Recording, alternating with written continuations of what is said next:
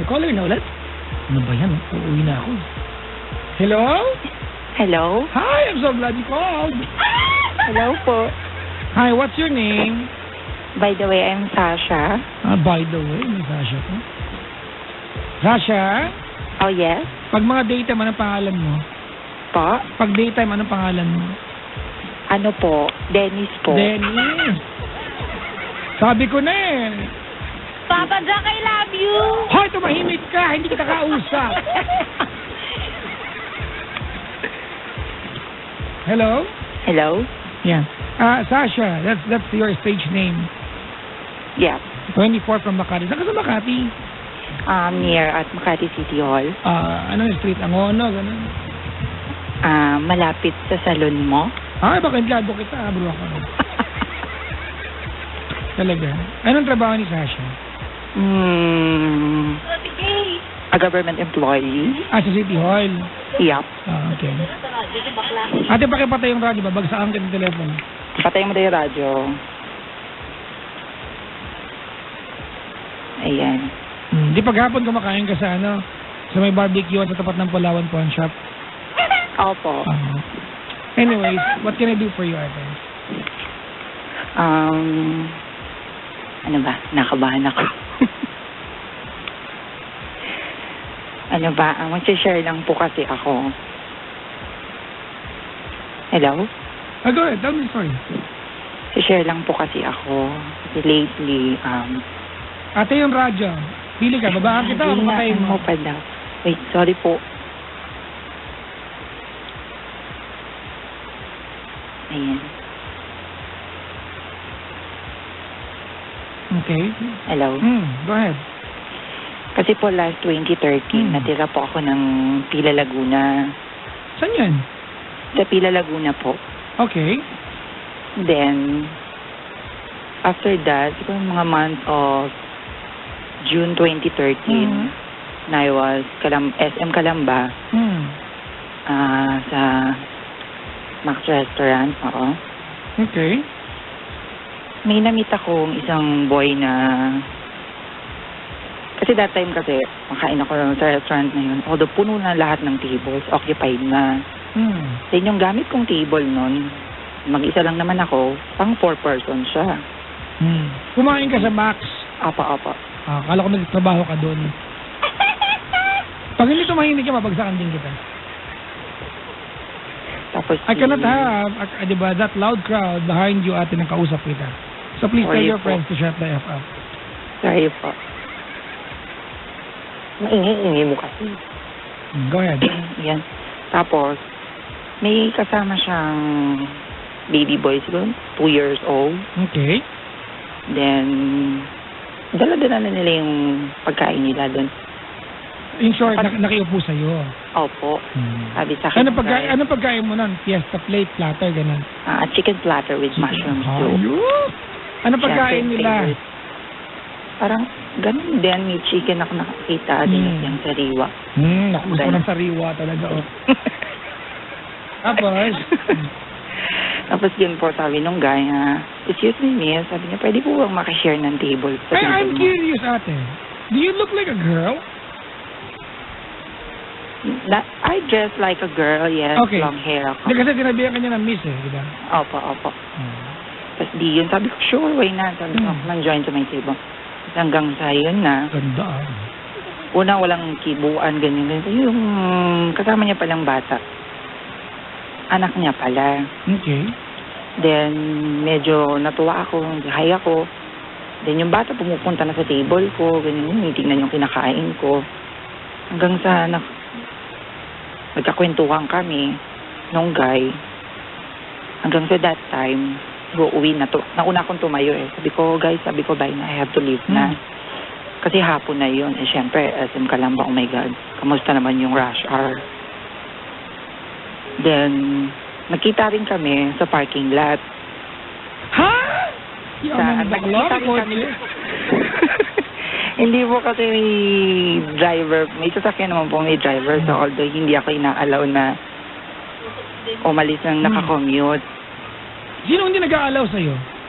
Yung cousin ko po. Teka lang Hindi ka ina-allow ng cousin mo to leave the house na naka-commute? Na naka-commute lang. Ng cousin mo? Opo. Bakit? Although tatanga-tanga po kasi ako when it comes to commute. Sorry that's unbelievable Opo. Talaga? Opo, medyo syempre hindi ko rin po kabisado yung lugar masyado. Ay, di ba nakatira ka sa pila? Opo, tumira po. Okay. That's the reason bakit ka napakain sa Max Kalamba. Opo. Okay. Saan ka nakatira sa pila? Sa bahay ng pinsan mo? Opo. So you went to Max to eat alone Opo. and you were driving a car? Alright. Okay. Tapos di nakita po kami sa parking lot. Yan, sabi niya, nag-hi siya uli. Hi. Sabi ko, hi, hello. Sabi niya, pwede po ba kitang i-add sa Facebook? Sabi ko, oh sure, why not? Siya nagsabi? Opo. Ganda mo! Hindi naman po. Gusto Bakit niya ka lang. sa pageant, di ba? Yung Miss Mountain Climbing. Joke lang Okay lang po yun. Tapos? Kasi sabi niya, pwede ba kitang i-add sa Facebook? Ay, inabit niya yung phone niya sa akin. Sabi ko, sure, why not? Sabi ko, head at me. Yan, nag-send siya ng friend request. Tapos pagsakit ko, bye na. Bye po. Thank you po sa time. Thank you din po. See you around. Sabi niya pong ganon. Pagsakay ko nung sasakyan, na-accept ko agad yung friend request niya. And then, go na. Kaalis na kami. Nakauwi na ako ng Pila Laguna. Nag-online ako nun sa desktop. Pag-uwi sa bahay. Chat siya, ganyan. Sabi niya, free ka ba? Kasi ano yan nataong Thursday yun. Yung pangyayari yun sa SM Kalamba, yung nag-commit kami. Sabi niya, may lakad ka po ba? Or free ka ba this coming Saturday? Saan niya sinabi yan? Sa parking lot o sa Facebook na? Sa Facebook na po, magka-chat po kami. Okay. Then, sabi ko, bakit po? Sabi niya, kayain sana kitang lumabas uli. Yun kung okay lang sa iskad. Sabi ko, wala. Sabi ko, kuya, pasensya na po. Sabi ko, hindi ko po kayo masyadong kilala Sabi ko sa kanyang ganun. Sabi ko, sorry Sabi ko sa kanya. Sabi niya, hindi. Sabi niya, hindi ba siya katiwa-tiwa na tignan? Hindi naman po. Kaso, nakakagulat lang kasi, di ba, ayain ka. Anywhere na, first time mo lang na-meet. Di ba po? Kung kuya di ba, sama ako agad yan.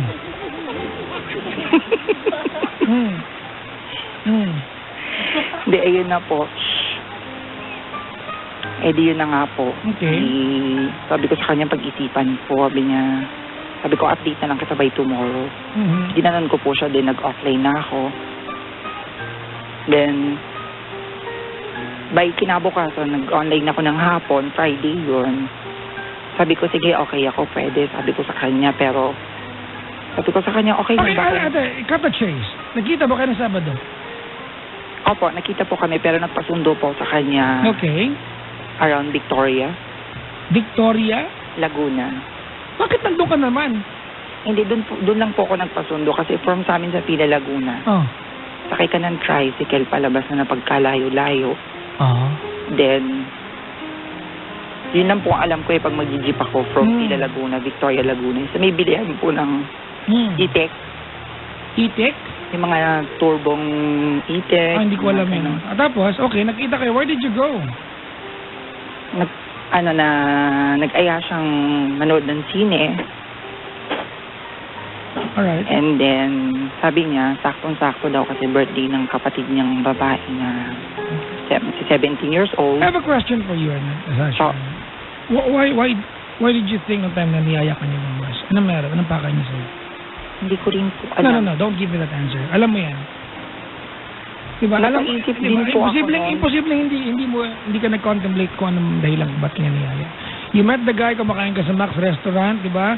Nakita kayo sa parking lot, he asked for your number, and the next thing, diba?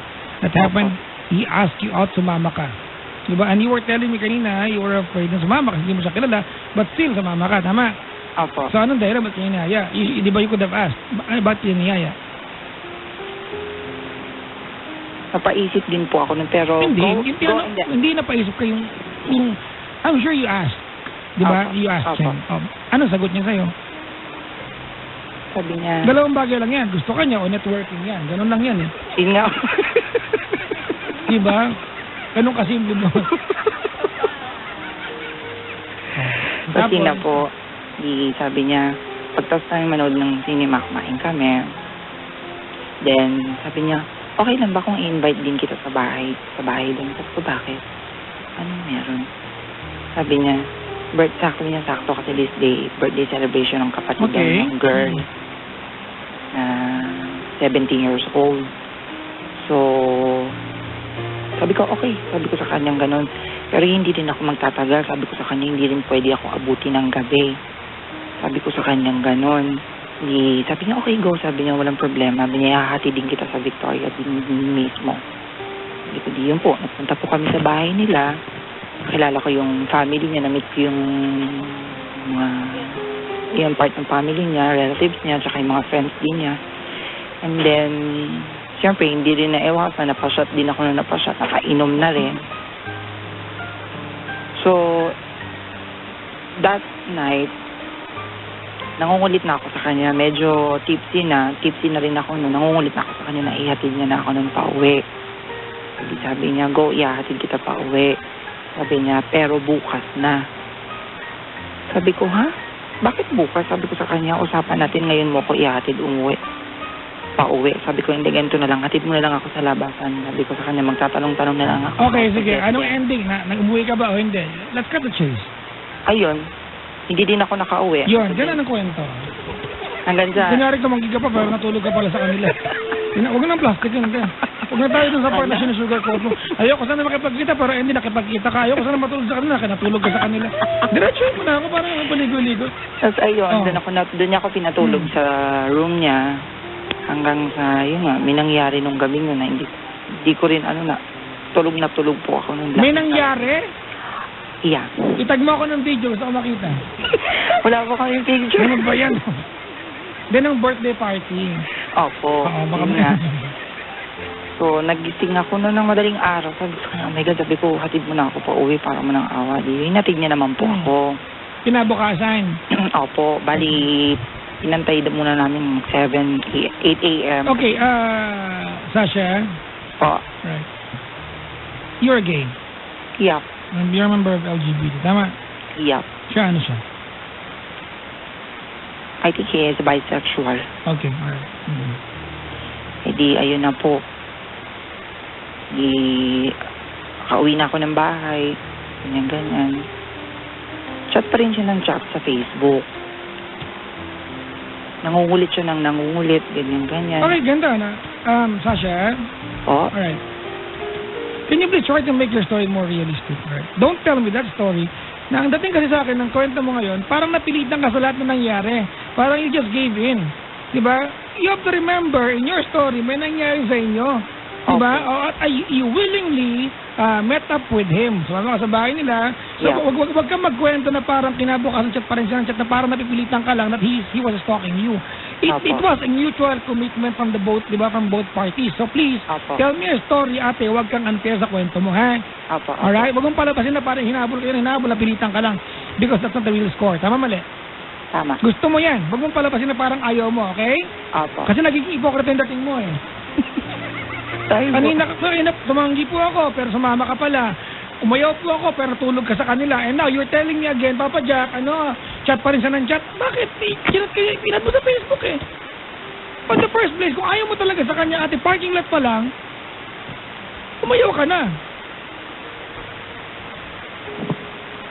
If you're going to publicate a story, do good. Parang awa mo na.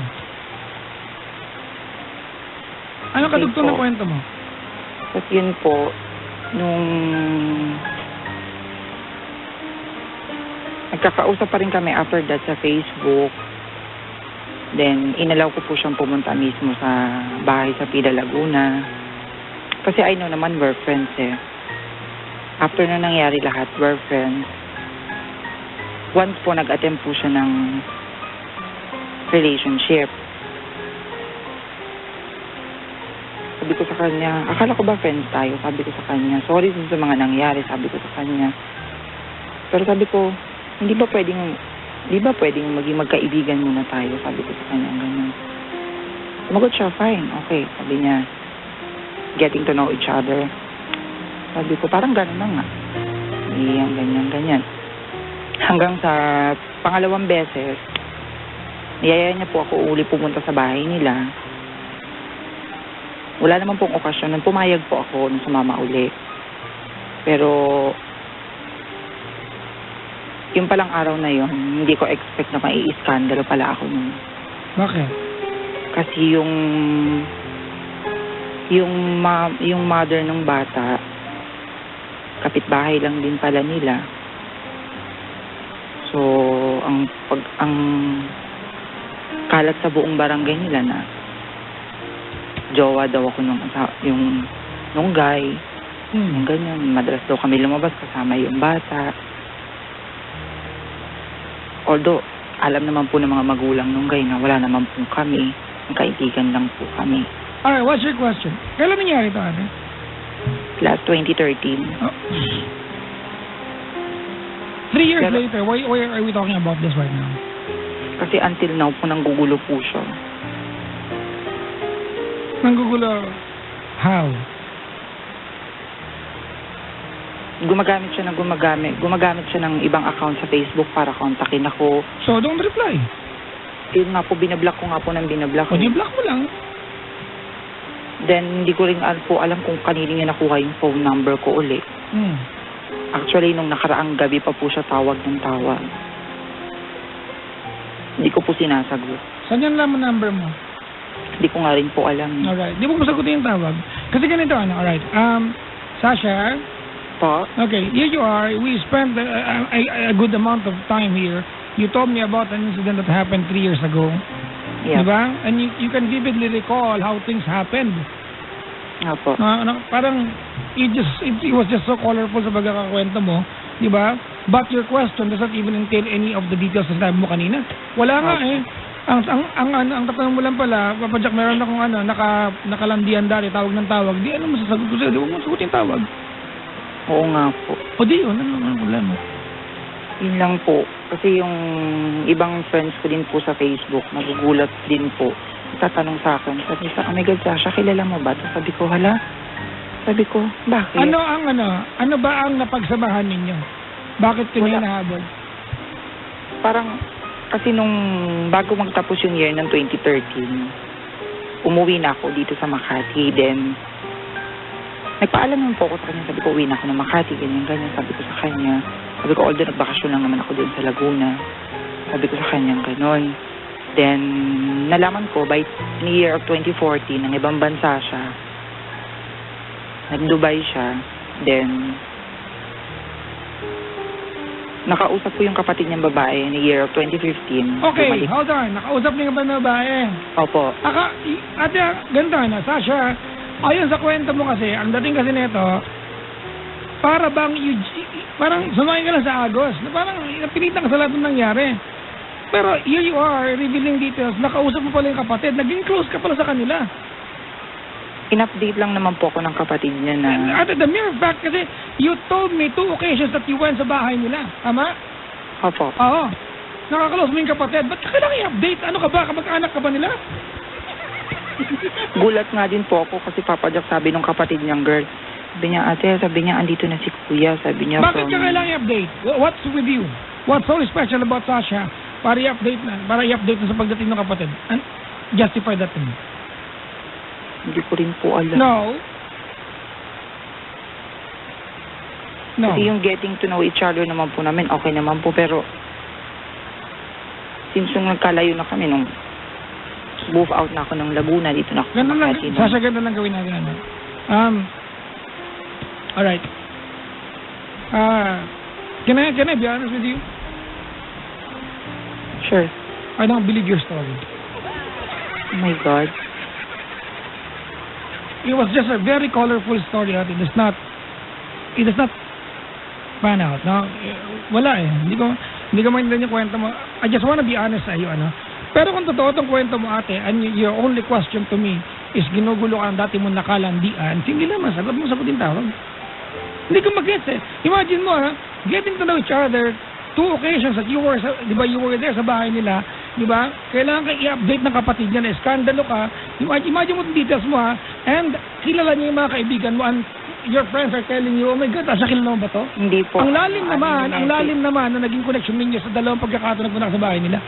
And your story na parang ang dating sa akin ng kwento mo, ate, parang wala na pilitan ka lang. Mini-message niya po ko isa-isa kasi yung mga friends ko sa Facebook. O di yung mga madalas kong nakaka-PM sa wall ko, mga nagko-comment sa mga post ko. Eh, nababother din po ako. Sabi ko na lang sa kanila, i-block mo na lang. Sabi ko Oh, this gano'n. problem solved. Well, di ba? Don't get the call, di ba? I-block mo yung tao. You told your friends para i-block sila. I'm sure, di ba? Pag nag-status ka, makikita ng mga kaibigan mo. What's the problem?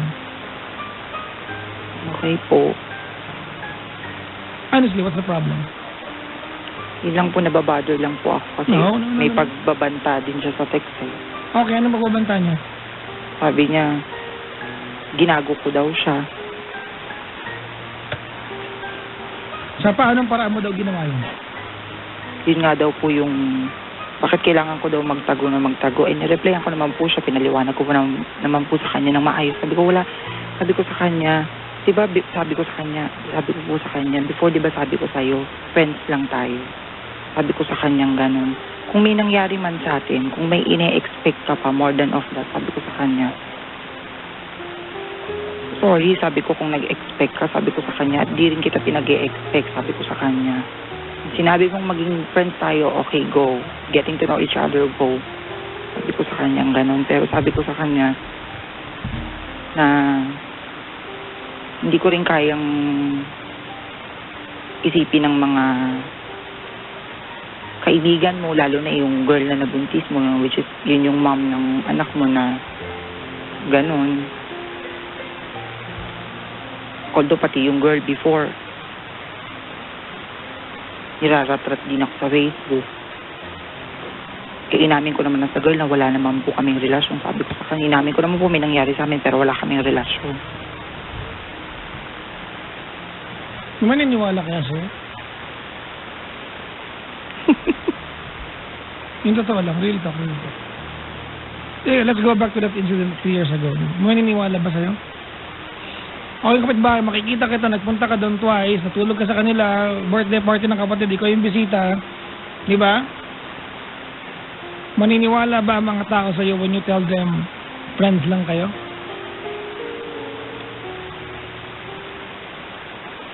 If your story is true. Wala po, Fajak, totoo po yun. I don't know. Ate, pwede kasing totoo yung kwento mo, ano? Hindi ko lang masakyan, ano? It's just in a way exaggerated. It's in a way exaggerated. I have answered your question, Sasha. I wish you good luck. You have a good problem. Actually, maganda yung problema mo. Hinahabol ka ng tao may gusto sa'yo. It's not a bad problem at all. Ganda mo nga eh. Hindi mo pariban. Salamat sa pagtawag, Sasha.